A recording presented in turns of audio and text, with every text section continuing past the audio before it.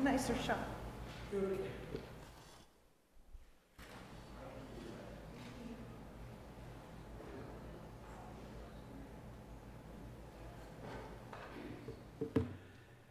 Good evening. I'll call to order the Citizens Budget Review Advisory Board meeting for Monday, August 17th, 2015. Would you all rise for the Pledge of Allegiance? I pledge allegiance to the flag of the United States of America and to the republic for which it stands, one nation, under God, indivisible, with liberty and justice for all.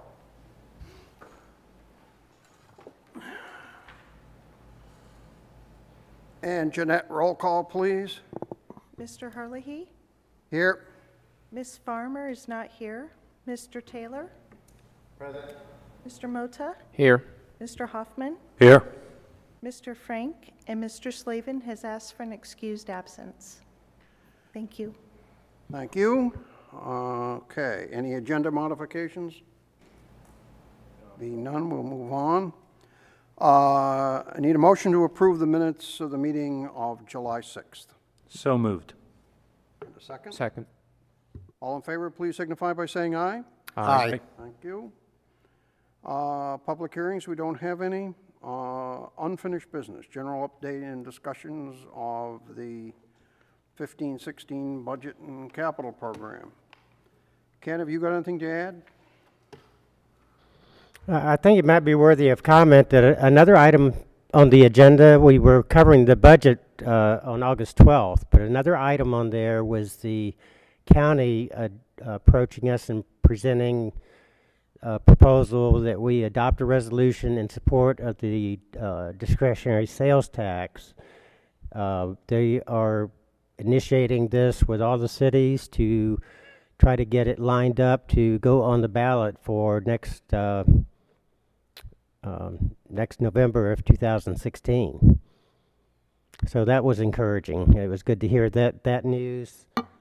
I pretty much presented to the city council the same slides as the budget committee had received, you know, as I was briefing you on the budget, and of course Ed did a good job of presenting the committee's PowerPoint that y'all had previously reviewed as well. So I think at this point the city council is pretty satisfied with the millage recommendation and the budget in total. You know, they had comments on the all aboard Florida allocation of the $50,000, but they seem to still be with a consensus that that's a good thing to be putting that money aside. Can't think of any other highlights that I would offer. I think that pretty well covers it. On the all aboard Florida thing, an item came up in the discussion. In fact, the all aboard Florida discussion was the biggest one of the entire meeting as far as the budget was concerned. And Frank Watanabe, city engineer, stepped in and we were talking about quiet zones.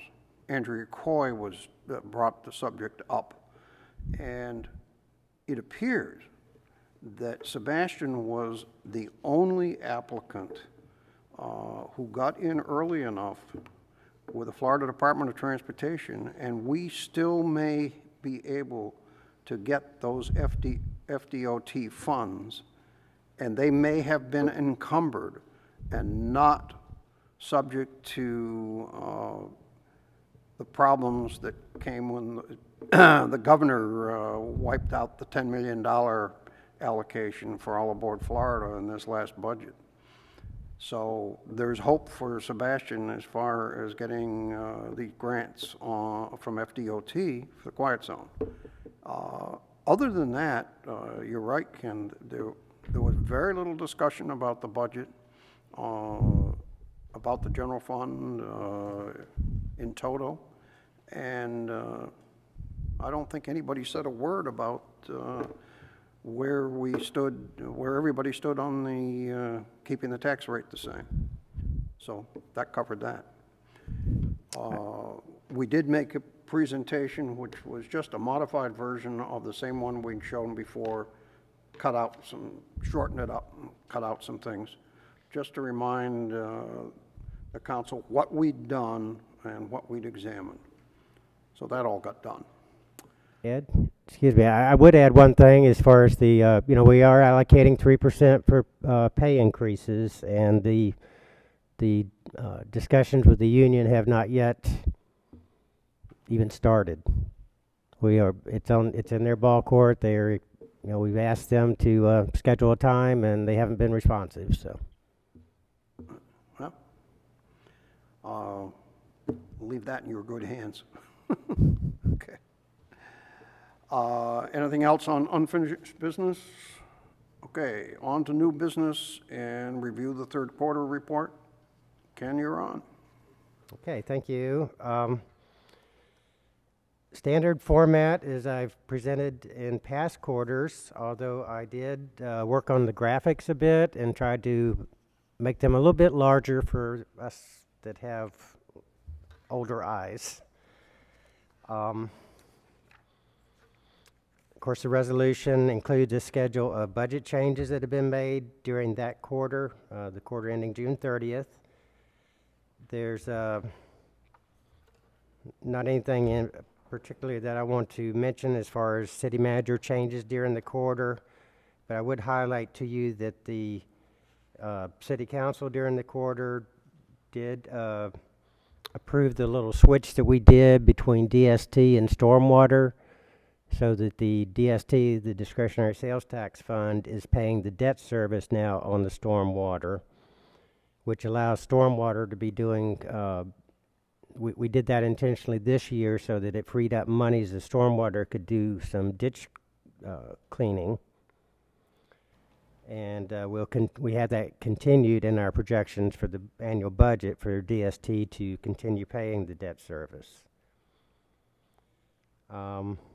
Also, I'd mentioned that the Cavcore project came back to life during the quarter, and then there was $200,000 allocated.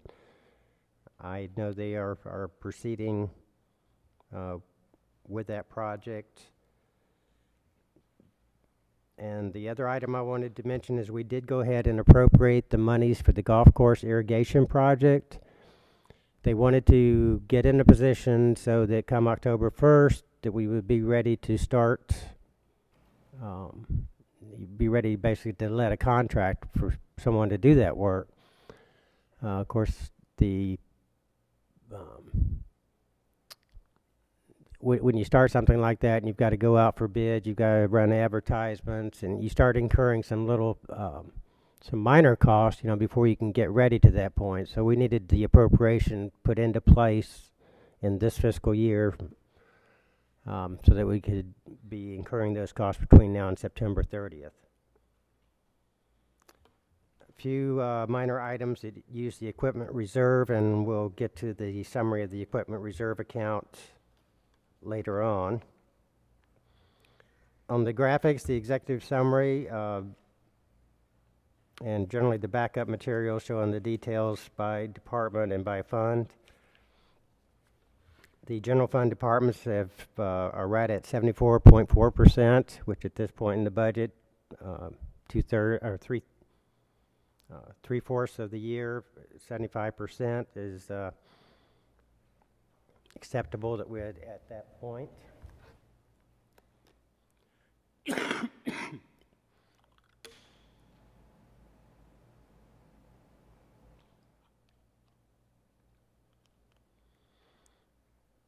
Golf course revenues and expenses are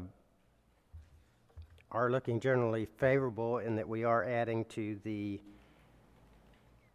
we've got a pretty good surplus as of June 30th between the accumulated revenues for the year and accumulated expenses for just this year. So it does appear that it's eating into the deficit that we showed at the end of September of last year. So our overall financial condition in the golf course should report better this year in our financial statements than we've had in the past as far as a deficit. The airport is having a good year in the same respect as far as looking like they're going to be adding to their monies and actually showing perhaps a surplus at the end of this year. Building department, progressing well. The revenues are still coming in relatively strong, perhaps not quite as strong as the past couple years, but still looking good. I'd report that the capital projects, the status report I give you on that, the key players with the project activity, the key staff members meet pretty much every other week. And we go through our list of projects and we see where we stand and try to share any information that we have on it and try to keep staff members aware of the need to get those projects complete and not be sitting there at the end of the year with no one knowing what happened with it or why it wasn't done. So we're making good progress on the projects.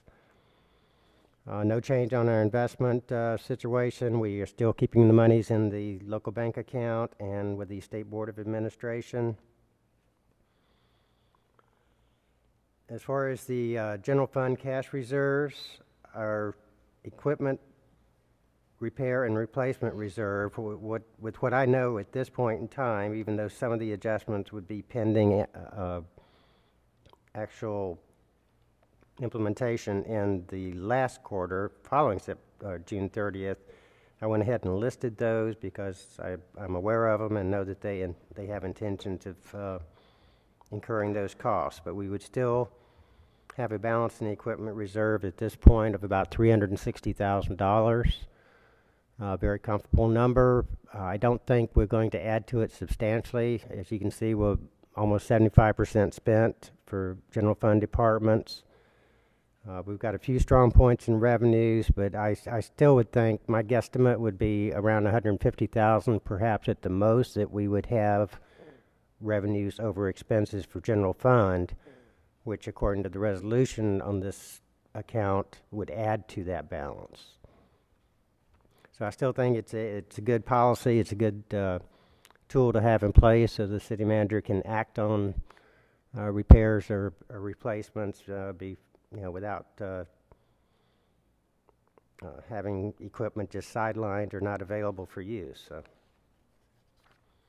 the balance of the report are the accomplishments as reported by all the departments, standard type issues that we report on that. So I would be glad to take any questions.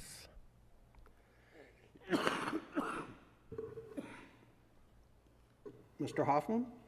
Okay, answered that. Okay, Ken. Okay, so your estimate is maybe $150,000, give or take. Okay, got that question. Just let me ask you, you think both the local option gas tax and the DST will exceed budget for the year? Is that what that graph is showing me? I can tell you I'm totally confident on DST and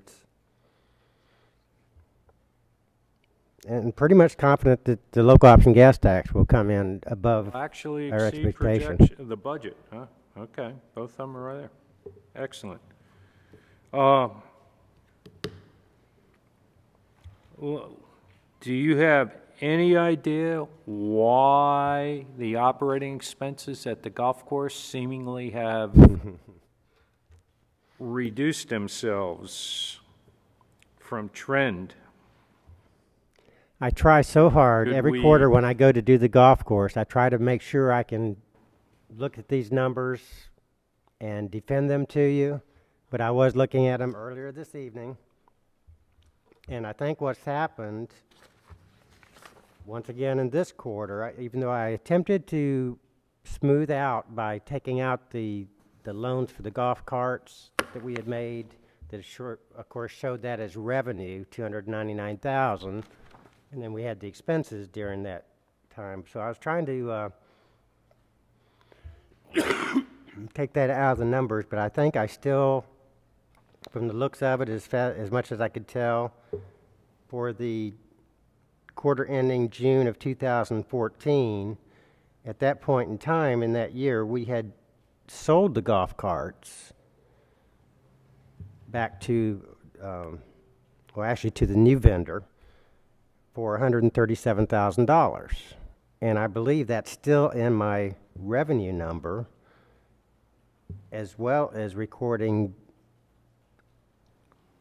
the acquisition of the new carts. So I think I've still got a problem in the way I'm presenting the 2014 golf course data. And if you take off... Yeah, I mean, I'm not so much, I see that their maintenance costs have come down so far. Mm-hmm. I mean, if we compare last year to this year, and I wonder if they've just stopped doing maintenance on the irrigation system, realizing that we're going to replace it, maybe. And that's what's kept them. I mean, we still have a negative trend on the golf course revenues, and I guess, I mean, that's, you can look at the 4 years that are presented under the fund summaries, Mm-hmm. and the revenues are down each of the 4 years. And I want to go on record so that everybody understands. I question the 4% increase in revenues that are in the budget for this coming year. And I do that because if you're going to go in there and you're going to start tearing up this golf course to put a whole new irrigation system in, I just cannot believe that we're going to get a 4% increase in revenues from additional playing time. I find that hard to imagine. I find that extremely optimistic, and I think we should be prepared to see the golf course running a deficit, that the revenues are just not going to match the costs as we get into changing out the irrigation system. Now, I have nothing against changing out the irrigation system. It obviously needs to be done. But to sit there and act like I don't see it paying for itself. The question would be, when are they going to do it? If they're going to put, by the time they get this thing designed, get it let, I can't see them doing it at the height of the season. That would be not good business sense. So if they started the thing in April, you know, they'd have the rest of the year pretty much, because I think our high revenue. Oh, it has to be December. fourth and first quarters. Those are the high revenue quarters. Right, right. But, and the other thing, and I'm not defending the 4%, because I didn't come up with it. That's what they decided to do, and that's, so be it. But the question is, given the strong tourism last year, and it really was strong, it's probably going to be even stronger this year. And there was an article in the paper, I think today, about the European tourism's up markedly here because the Europeans who historically have gone to some other places aren't going there anymore because of terrorism or financial aspects and so on and so forth. But so there may, and I learned may, let's hope that they can hit the 4%. But I certainly hope they don't start that drainage project in the middle of the high season.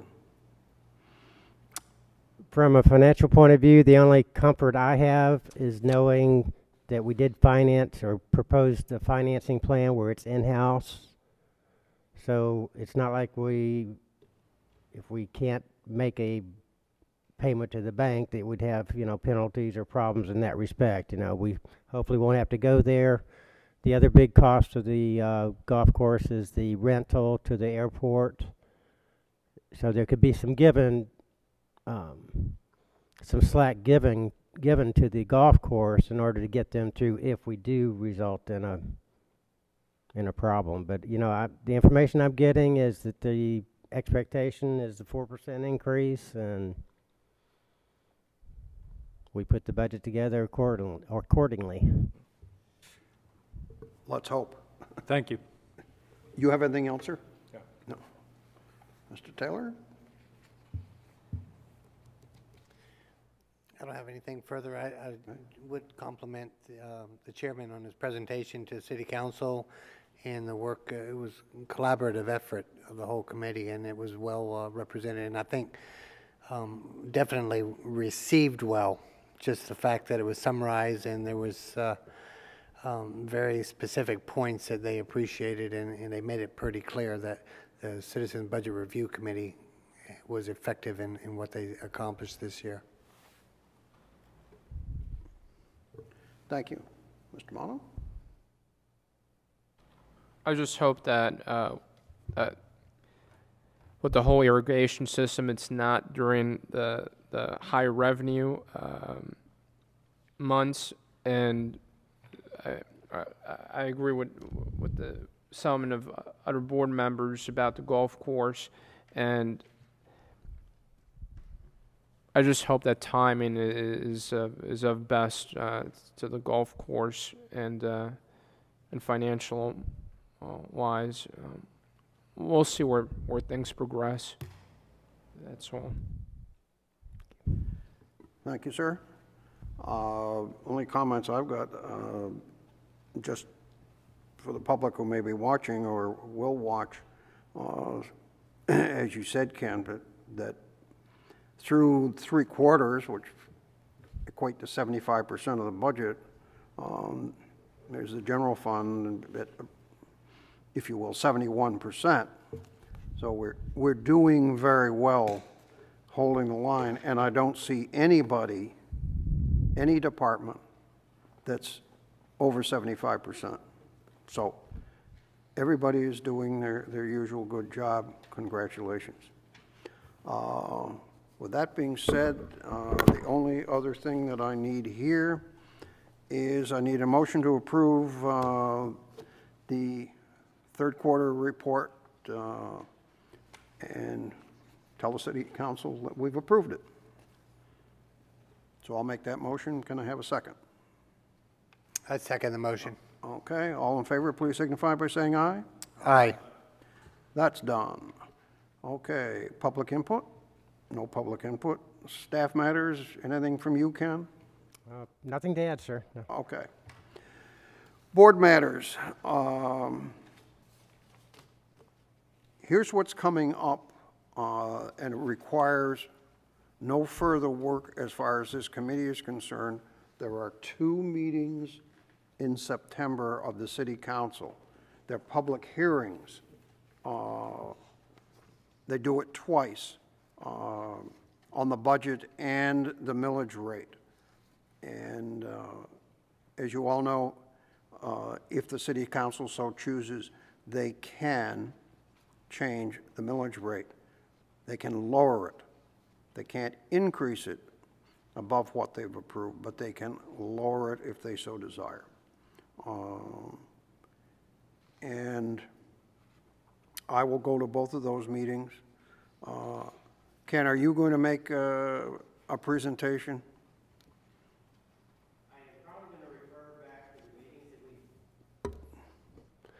I'm probably going to refer the City Council back to the meetings that we've had with them to discuss the budget, the fact that it's been vetted through the Budget Committee. And it's going to be a very quick summary. I'm thinking maybe the one chart that I show, total increase in operating, personnel, and capital.